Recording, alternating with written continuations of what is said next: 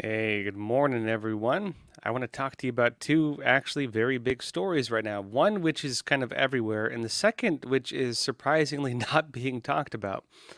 I will talk about in a bit that President Joe Biden has, in fact, signed a document that will activate some of the U.S. military reserves who are going to now be sent to Europe. And I'll explain my take on that and what's happening. It's not a lot. I think it's like 3,000, but it's a big deal regardless. And we'll discuss that. I know a lot of people talking about that one. But in my opinion, the bigger story that is not being discussed about nearly enough is the fact that Democrats right now are trying to add a new amendment to the U.S. Constitution. They are trying to use a loophole that exists within technicalities to pass a new 28th Amendment. And this amendment, although it was limited to like equal rights of men and women, like during the women's suffrage movement, it's an old one and it was never properly it was never put into place technically. But they're arguing that because they had the number of states on the side of it at various points in history, even though some of those states withdrew their support of it, they should be able to shove it through because if you ignore some of them having pulled out, they would have the states backing to add a constitutional amendment. And they might have the monopoly within the government to be able to pass this. We'll see. I'll explain the details on this and what it means because although it was originally about equal rights of men and women, they want to extend it to everything: gender, abortion, anything having to do with identity politics or gender politics. They believe this should apply to. Let me show you what they're doing and how they're doing it, and because this is not being discussed nearly enough right now. In my opinion, this is the biggest story in the country. Let me show you.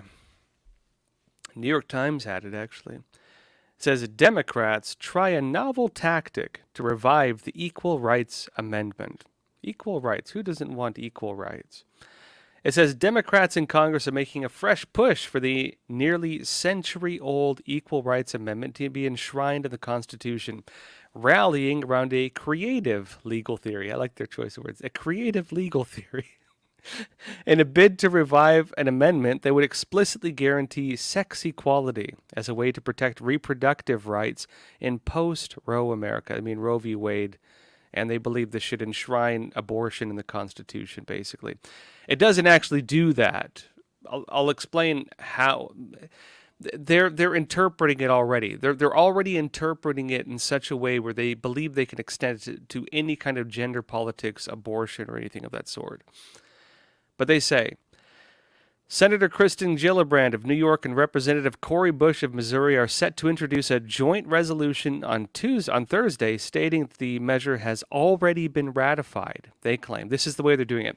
They're saying it's already been ratified and is enforceable as we speak as the 28th Amendment in the Constitution. The resolution states that the National Archivist, who is responsible for the certification and publication of constitutional amendments, must immediately do so. And New York Times says that's a novel tactic by pursuing a measure that was first proposed in Congress 100 years ago and was approved by Congress about 50 years later, but not ratified at the time to be added to the Constitution.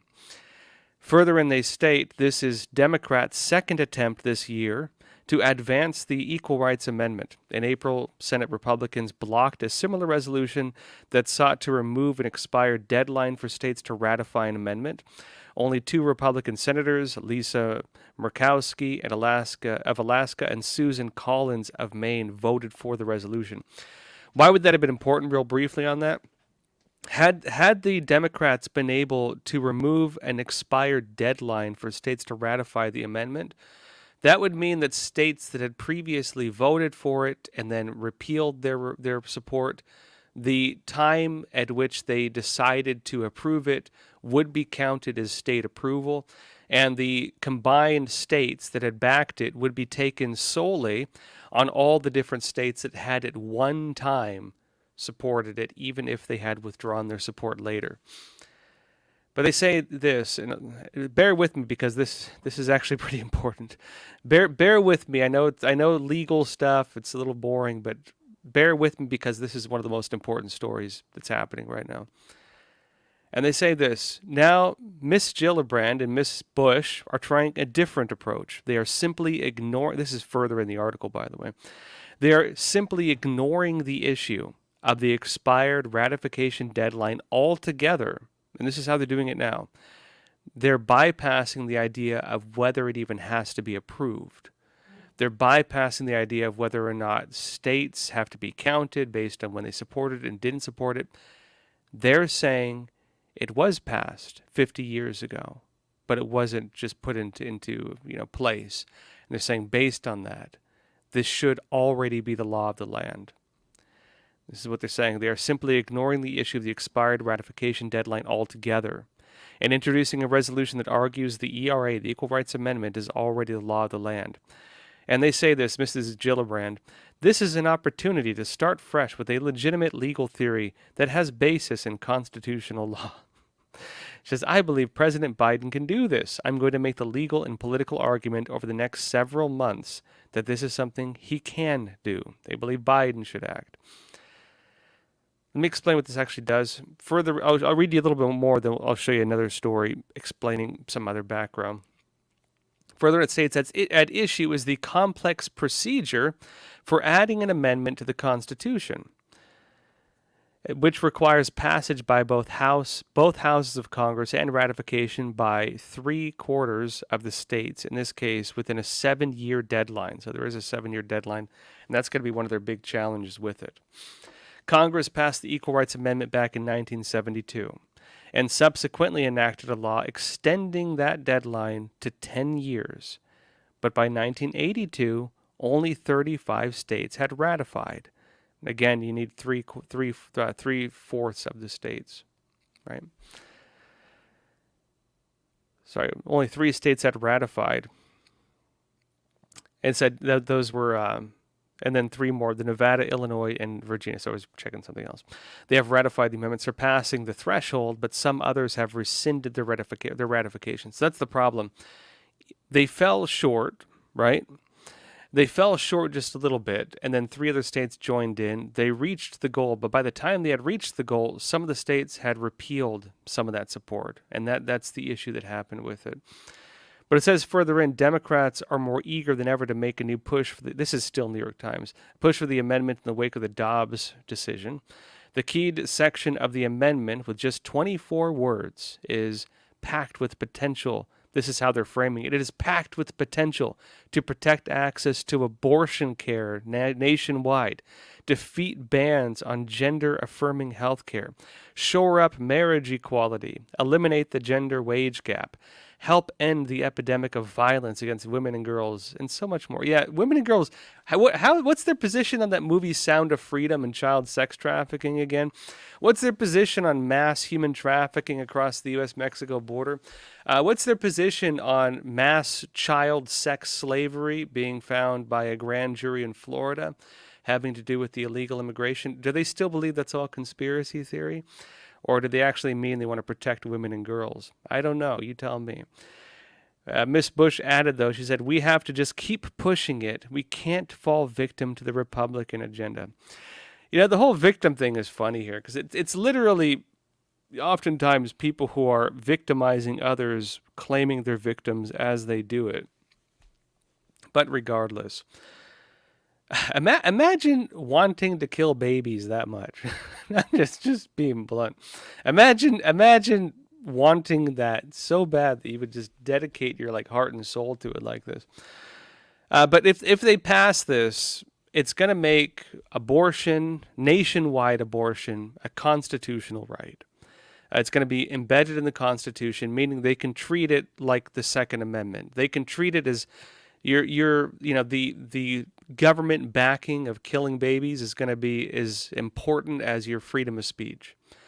When it comes to schools doing gender-affirming care, i.e. giving your children hormone blockers, oftentimes without their consent, as is being done in many states, I guess castrating young boys, including chemical castration. doing these types of things in schools, that is going to be as protected as your right to free speech and your right to own firearms, which they don't want that one. They don't want either of these, actually. um, the idea of homosexuality, of gay marriage, all these things are going to be constitutional rights, not just people's own business. It's going to be embedded in the Constitution, in the way that public schools teach it, in the way that any facility receiving government money handles it, including in the way that courts and the Constitution, again, the Supreme Court have to do it viewed through constitutional rights, including the way that military and police oaths to their oath of going into their positions, of what it entails, and even the oaths of office that U.S. government officials take, where they swear under oath to protect the Constitution from enemies both foreign and domestic. Meaning, if you are a domestic enemy of the Constitution, if you're a domestic enemy of the right to gender-affirming care, if you're a domestic enemy to the idea of abortion, for example, if you're a domestic enemy to the idea that children should not be given hormone blockers and it's hormones and then puberty blockers or undergo castration of various forms. Well, the military would then have the constitutional requirement under their oath to defend the nation against you. Be clear on what this would mean. Seriously, be clear on what it would mean if they're able to pass this. Now, what the New York Times does not properly explain is what that constitutional amendment actually says, because they're only going by the interpretation of it. Let me show you this. Now, what does that constitutional amendment actually say? Daily Caller talks about it.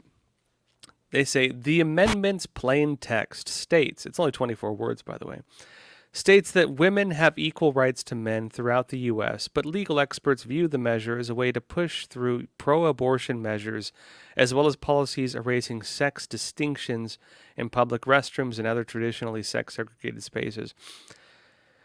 So technically, all that new amendment would say, if you go by like the word of the law, if you go by what it actually says, is women have equal rights to men. And, of course, being passed 50 years ago, where they could not have foreseen probably abortion. They could not have foreseen children undergoing sex changes without parental consent, or sex changes in general. Heck, when I was a kid, do you remember that movie Silence of the Lambs, and the bad guy was like a transgender guy who wore people's skin? When you talk about how transgenderism used to be revealed, it was like associated with serial killers and stuff. It was horror movie stuff. The idea that it would be like culturally acceptable or culturally tolerated even is mind blowing. It was serial killer stuff. It was what horror movies made the bad guy, because you wanted to view the guy as twisted. It was a way for them to make you feel this guy has some serious issues and I'm afraid of him. That's the way that popular entertainment used to frame this. The idea that it would be normal or pushed as normal is a new thing. And 50 years ago, people I don't think could have possibly imagined it. So when they were talking about, you're saying Buffalo Bill, that's right. It was Buffalo Bill. Yeah. When they start talking about giving women equal rights, I seriously doubt this is how they intended it to be interpreted. And again, that the equal rights idea of just, hey, women are equal to men. Fine, great. I believe men and women are equal, personally. I don't believe we're the same, but I believe we have equal rights. I believe we're equal in humanity, of course. But, of course, 100 years ago when they agreed to that, and 100 years ago when they were saying that, they could not have imagined the things they're pushing now that are now tied in with this concept. And it is utterly, utterly insane, in my opinion. And they're trying to use this legal loophole to shove it through. Anyways. Here we are, folks. That said, let's talk about Biden activating the military. President Joe Biden has, in fact, activated part of the military and they're going to be going to Ukraine. Or not Ukraine, they're going to be going to Europe. Those of you on YouTube for this part, join us on Epoch TV. Breathe the fresh air of freedom. It's our uncensored video platform. We have a lot of great content there, movies, documentaries, the rest of my episode, and a lot of other good stuff. So join us on Epoch TV, epochtv.com, or try it out. Come on, what are you doing? And join our live Q&A as well. I'll see you over there in just a sec. That's it, folks. Thank you so much. All right, let's talk about how Biden has activated